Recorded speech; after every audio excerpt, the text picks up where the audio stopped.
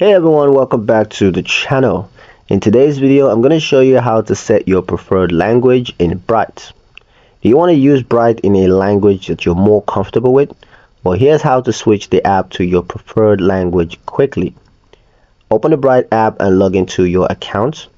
Tap your profile icon or navigate to Settings tab at the bottom. Scroll down and select Language Settings or App Language. You're going to see a list of available languages supported by Bright. Tap the language that you want to use. A confirmation prompt may appear, so just select Confirm or Apply. The app will reload or refresh to reflect your new language settings instantly. If you ever want to change it again, just follow these same steps.